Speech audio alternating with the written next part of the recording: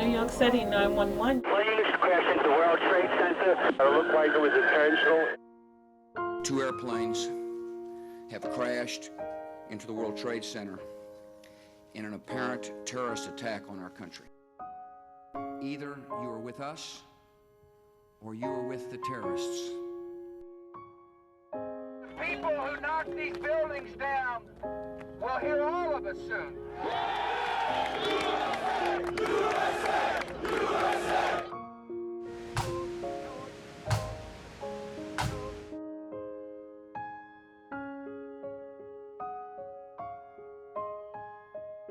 Detail, present, oh! Richard Avery Arano. Myra Joy Aronson. Kenneth William Baznicki. Stephen Joseph Bates. And my cousin. And my husband, Cesar Amaranto Alviar.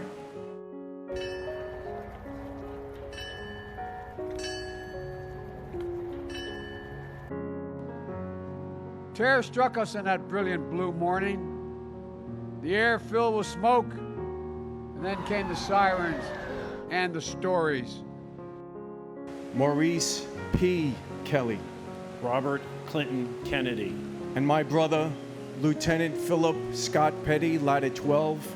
Those actions of all the members of Ladder 12 that day is nothing short of heroic.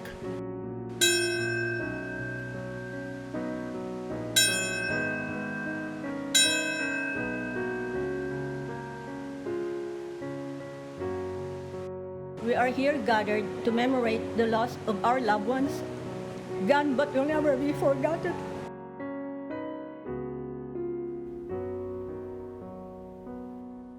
Oh, doesn't that just make you cry?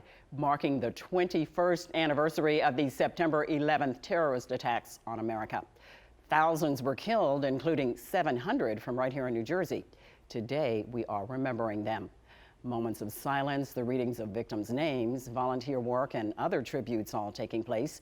Victims' relatives and dignitaries convening at the places where hijacked jets crashed that tragic day. President Joe Biden, the Pentagon, First Lady Jill Biden in Shanksville, Pennsylvania, Vice President Kamala Harris and her husband at the World Trade Center in New York. By tradition, no political figure spoke at the Ground Zero ceremony. Instead, moments of silence were observed for the times the planes crashed and when the towers fell. Family members, of course, of the victims reading the names of their loved ones killed in the attacks. A 9/11 memorial in West Orange overlooks the New York City skyline, a place where people gathered to watch the horrifying scene that unfolded 21 years ago. They gathered there today to grieve and pay tribute to the lives lost. More from Jim Vasil. Police officers, firefighters, and the general public from all across New Jersey have gathered here at Eagle Rock Reservation for one of the most touching 9/11 tributes that you will ever see. The memorial features prominently a memorial wall of remembrance. It spans 120 feet and is filled with the names of the nearly 3,000 lives that were lost that day. There are 7 trees planted here, each of them representing both World Trade Center towers, the Pentagon, and all 4 of the flights that were hijacked on September 11th. Now, each tree has a permanent plaque that reads, "May the world always reflect on their bravery and never forget their sacrifice for our freedom. May those of us left behind find comfort in their sorrow." Now, there are also tributes to the police officers and firefighters who lost their lives that day, and at the center of it all is the eagle made from bronze spanning 8 feet wide and a statue of a girl holding a teddy bear representing the more than 1,000 children who lost a parent, brother, sister, grandparent, or other family member that day. Now, on this rather cloudy morning, it may be a little bit more difficult to see the New York City skyline from Eagle Rock Reservation, but the connection is ever present on this day. In West Orange, Jim Vasil, News 12. A camp in Warren County is helping people cope with loss. Grief is tough to handle at any age. Comfort Zone Camp in Hardwick is connecting children who've lost parents to COVID with counselors who lost a parent in a mass tragedy, such as the attacks on the World Trade Center. Katie Pereira lost her father, Franco, during 9/11. My mom found comfort zone. I attended as a camper, became a volunteer, and now I'm on staff. And ultimately, I want to be here to give back to the organization that gave me such a huge piece of my life back as a grieving child. They've gone through something that you have gone through. It's like you experience like someone else's pain, and you can support them, and they can support you. Very well spoken. The camp runs through the day today.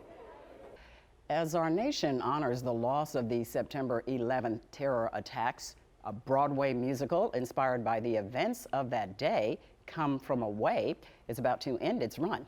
Here's On the Scene with John Bathke.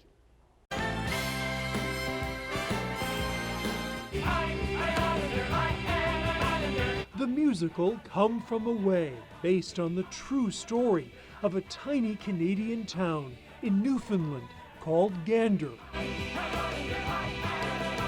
where the townspeople opened their community and their hearts to thousands of grounded airline passengers diverted there. Who wants to become a Newfoundlander? Beginning September 11th, 2001. That morning, I'm in the classroom. Astrid Van Wieren has been with Come From Away since the production's earliest days. How has being in this show changed you? I think being in this show and playing people who really stepped up on that tragic day has made me want to be of service. There's just a matter of weeks, and this show is going to stop its Broadway run. Yes. All these years of your life that you've devoted to this is now coming to an end. Yeah, at first I was very sad and feeling a lot of grief.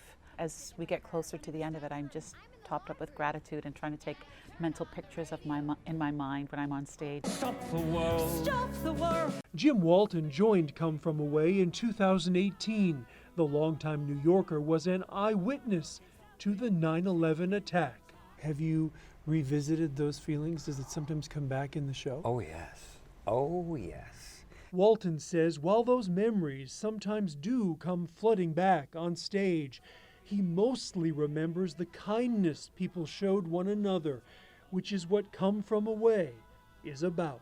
To be a part of a show that unites its audience and we actors, that's really the most important point, I think, of this show.